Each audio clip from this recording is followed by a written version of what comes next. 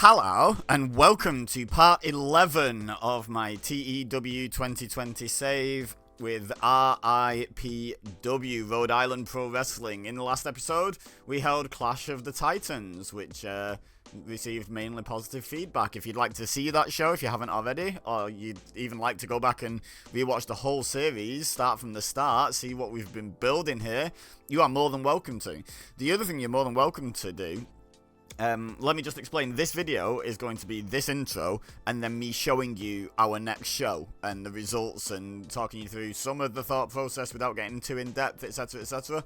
But if you want to click the link in the description or the card that's about to appear on screen now, or you could even fast forward right to the end of this video and click on the end screen, there's a link to the full process where you can watch the entire next 4 weeks of gameplay and all the decision making I do and all the behind the scenes stuff.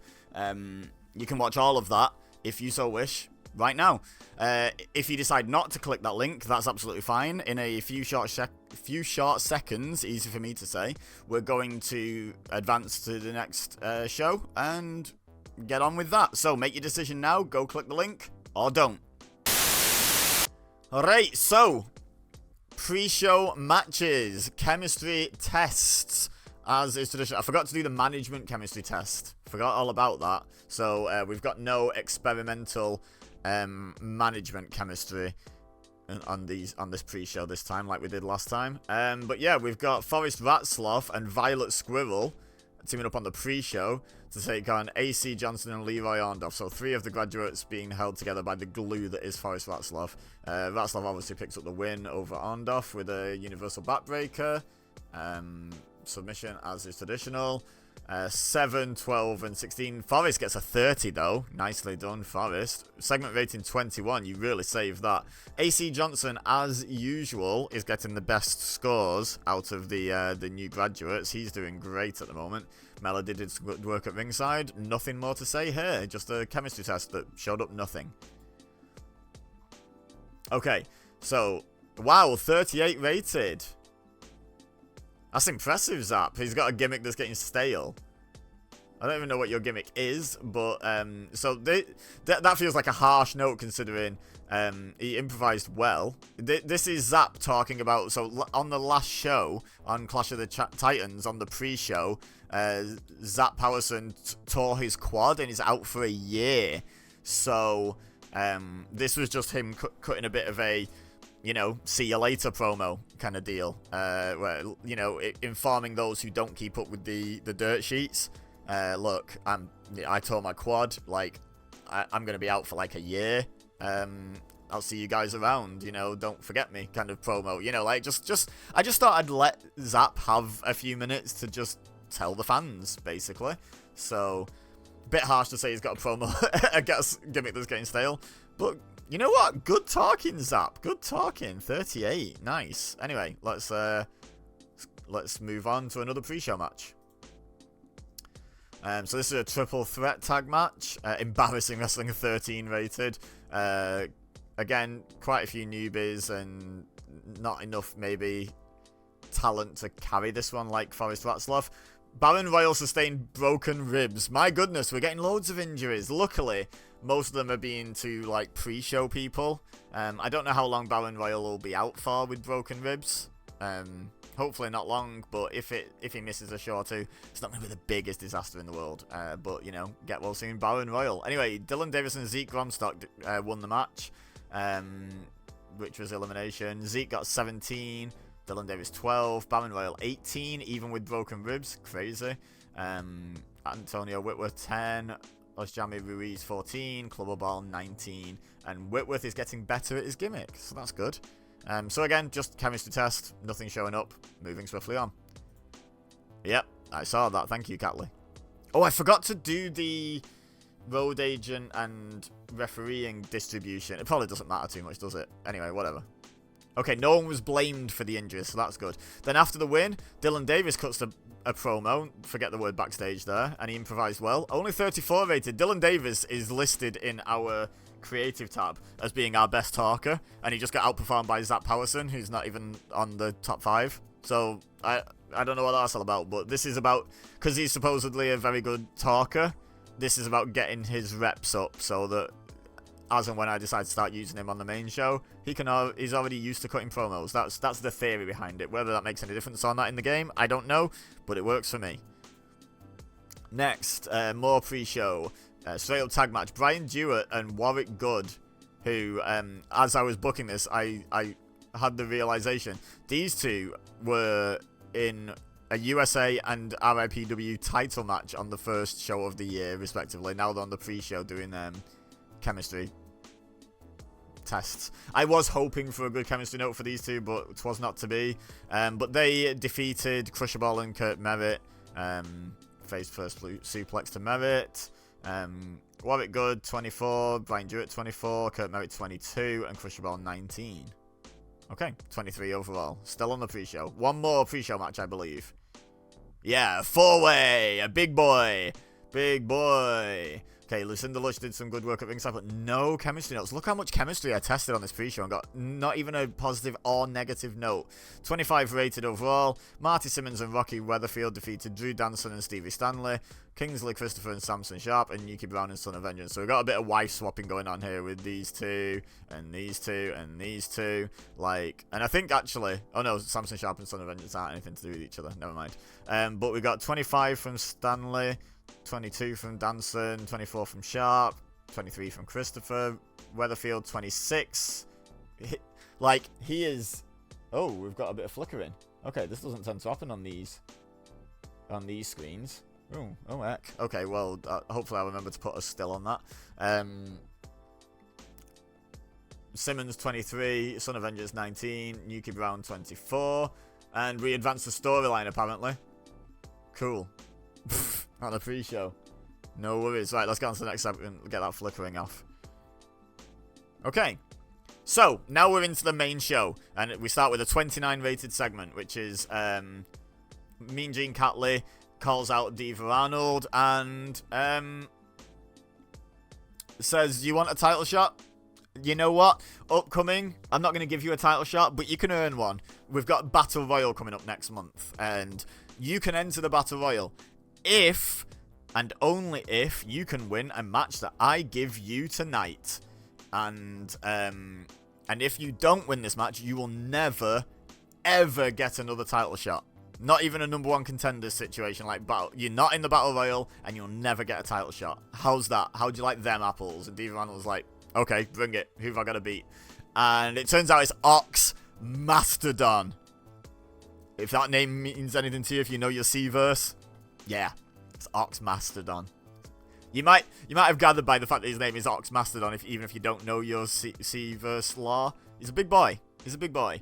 So yeah, this was a 29 rated segment. Advanced the title obsession storyline because Mean Gene Catley's trying to keep Diva Arnold away from Hellion because he beat him 3 out of 4 at the start of the year and didn't even lose the other one. It was a double count out. So Mean Gene Catley does not want Diva Arnold challenging his monster for the RIPW title. So yeah, and Mean Gene Catley improvised well throughout the segment. Lovely stuff. Right. Pre-booking. Sure you want to continue to the next segment without creating one? Yes. Okay. Next up. So, I will hold my hands up and say, my bad, y'all. When I took over RIPW, I didn't really pay that much attention to what was already existing going in. Like, I looked at the storylines, but I completely forgot that Whole Lotta Marvin, 1 year ago at this show, got beaten down by Southern Comfort and vowed to take them all out one by one. I totally forgot about that. Now, he's taken down Samson Sharp a couple of months ago. Last month, obviously, he was involved in the number one contender match for the RIPW title. But 2 months ago, he took down Samson Sharp. So I decided to let him take down another one here, Hoss Hadley. I was just going to take Marvin out of the Southern Hospitality story and move it on. But then I realized he's not had his closure yet on the story. So, yeah. He at least gets matches with them all one-on-one. I don't know if he'll be able to win them all. He's got one more to go after this. He beat Hoss Hadley with a running power slam. He got the better rating. He got 26. Hadley got 23. The segment got 26. Yeah, no notes. Lovely stuff. Well done, Marvin. Now, after that match, Whole Lotta Marvin gets attacked by Samson Sharp Hank Whitman and Hoss Hadley in the ring. Southern Comfort. And then DeMarcus and Gray come running out to make the save. Which, did they do that a couple of months ago for someone else? Let me just...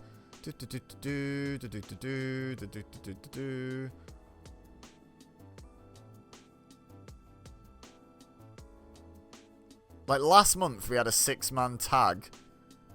Maybe I just kind of randomly threw it together. It was Cowboy Buck, Nate DeMarcus, and Tyrone Gray versus Southern Comfort. And DeMarcus and Gray, and I guess Cowboy Buck, but I think it was Tyrone Gray might have got the result. Pinned one of the tag champions, so we're obviously building up a tag title feud there. So that's why they've come out to make the save here for Marvin. 20 rated segment. Yeah, fine. This isn't going to be my best ever show. I can see that already. But you know what? It's doing fine. It's doing fine. It's also not going to be one of my worst shows. So that's good. In a bout that had decent reaction from the crowd but subpar wrestling, Tyrone Gray defeated Hank Whitman with a tumbleweed splash. Yeah, it was Tyrone Gray who won. So yeah, after that segment, they were like, right, come on, let's go. And they're like, well, there's no tag title match booked for tonight. Absolutely not. But they're like, all right, which one of you versus which one of us? And they agreed it was going to be Tyrone Gray versus Hank Whitman. And bam, 30 rated match. 33 rating from Tyrone Gray, 23 from Hank Whitman. Gained heat on the storyline, got the crowd hotter. We love to see it. Next segment. So, last show, Forrest Ratzlaff beat Moriarty Schnell in a trios match alongside his new friends Too Legit, Roderick Flack and Zarnell Zephaniah. And then Melody was instantly like, hey, yo, you should give him a title shot because he just made you submit. You know, and all that, and Schnell was like, nope. Anyway, that was supposed to happen on this show, but Schnell and Too Legit, who I'm debating calling 3 Legit, let me know your thoughts in the comments of just making them into an actual stable and calling them 3 Legit. They attack Forrest Ratzlaff backstage and leave him down and out. 24 rated, lost heat on the USA title storyline, unfortunately, but still, it was a necessary story beat for the story I'm trying to tell. In fact, you know what, I will tell the people watching the short version what I wanted to do here and what I had to pivot out of, because Melody, Forrest Ratzlaff's manager, has retired from in-ring competition. Now, I knew that was coming because you get like a little announcement when a member of your roster plans to retire, and I thought I had enough time to get on this show. I was actually going to have Moriarty Schnell versus Melody. I thought that'd be really fun. For Melody to put up a really good fight against Moriarty Schnell in like her final match here, probably a final match anywhere, to be honest, with the timing of it, had she retired just after. To, you know, like, so have Ratzlaff taken out and Schnell be like, oh no, I don't have an opponent, what a shame, and Melody be like, I'll do it, I'll fight you, and then like put up a really good fight, but Schnell wins, gets a clean title defense, but you know, obviously it's questionable because it's against Melody, who's just been a manager here, and he still kind of struggled a little bit, so he still gets that heat for it not being like that impressive. Yeah, and he retires Melody, which obviously probably gets him heat as well. So, but unfortunately, she retired before this show, and I couldn't convince her to wrestle one more match. So, yeah, we've had to pivot away from that, unfortunately. But 24 rated segment, let's see what comes up next. So now we're going to do Diva Arnold versus Ox Mastodon. 29 rated match, nice. The Ox gimmick, initial rating of poor. Damn. How can Ox Mastodon not be suited to the Ox? But yeah, Diva Arnold actually outperformed Ox Mastodon here, 37 against 33, which is lovely. And wins the match with a Cannonball Senton, so he gets to enter the Battle Royal next month, along with, I think it's going to be 20 wrestlers, including Diva Arnold, so 19 others. But it kind of depends on how I can pad out the show with that many in one match, so it might be a slightly smaller Battle Royal, but time will tell. Tune in next time to find out. Subscribe so you don't miss it. Next. So, now, I had to make this a freestyle segment because I couldn't figure out how to include everyone. But basically, Melody struggled with going off script. Damn. I even checked if she was good off script, and she usually is. So we've got a great powerhouse gimmick for Jaguar Queen, who is associated with El Jaguar elsewhere. In Mexico, I believe. She's barely known in the US, but I thought, oh, that's interesting. Let's test them for, like, chemistry and what have you. And so she's on a one-night appearance to see if she's going to be of value to us, because she's not known here, so she's not going to give us like an instant boost. But if she's got good chemistry with someone going on, then, you know, sure. Anyway, she debuted and it was great. The gimmick. And this is Melody announcing, okay, you took out Forrest Ratzlaff, but, you know, there was 2 other guys in that trios match last month, and El Jaguar, you helped Forrest save the day, so we're gonna put El Jaguar in. You're still gonna have to defend your title, Chanel. El Jaguar, you're up. And by the way, we brought extra backup because we thought you might try to outnumber us. Here's Jaguar Queen, who is El Jaguar's common partner in Mexico. So, you know, that's how that segment basically went down, but obviously probably better because it's Melody, not me. 32 rated, not terrible, not amazing. Let's continue. So, wow, El Jaguar and Jaguar Queen are a very poor combination. They do not click at all. Can I just say, canonically, they have been teaming in Mexico for like 12 years, I think it said. So that's wild to me. But that's fine. You know what? We did a little test. Jaguar Queen won't be coming back. This was a one-night only thing, and I don't think she'll be coming back based on that. And about that, had good heat and decent wrestling. Wow, we don't get that often. Moriarty Schnell defeated El Jaguar in 10 minutes and 4 seconds by pinfall with a Schnell shock, following interference from Zarnell Zephaniah. During match, we also saw Roderick Flack attack Jaguar, and American Flash also distract Schnell. So, yeah, the way I see this going down was Roderick Flack tried to get involved, American Flash stopped him, which distracted Schnell, but then it also distracted the referee. Zarnell Zephaniah hits something, you know, hits El Jaguar somehow, foreign object, finisher, whatever, and then Moriarty Schnell hits Schnell shock and gets the win. So, very dodgy win due to the outnumbering thing, because Forrest Ratzlaff was taken out. El Jaguar 35 in ring, Moriarty Schnell 28. We're getting there with Schnell, we're getting there. And it's title defense number 6 for Schnell, which is lovely, because I wasn't sure if last month's had counted, because he technically defended the title in like 2 minutes by intentional DQ, and it didn't mention that it was a successful title defense in the chatter, and I forgot to check whether it counted or not, but turns out it did. Anyway, next segment. Woo! Whole lot of Marvin cutting a backstage promo. So this is a few things. One, this is Marvin announcing that he's back on track with his focus on Southern Comfort. However, upcoming next month is Battle Royal, and he got a taste of that main event scene in that Fatal 4-Way. He came up short, but he is announcing that he will be entering the Battle Royal because the winner of the Battle Royal earns a championship match at the following show, which is the first show of the year, which I believe is called Championship Battle. Something revolving around the word championship anyway.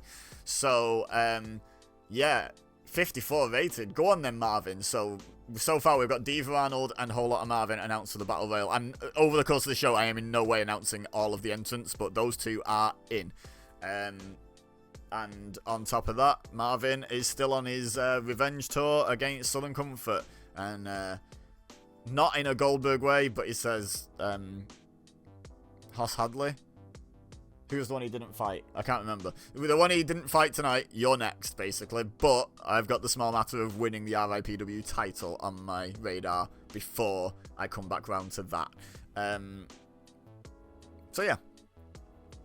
So I suppose Hoss Hadley will kind of be hoping that Marvin does win the Battle Royal and win the title, because then he can get a title shot out of it, right? Anyway, next segment. 54, nice. Okay, 39, very nice.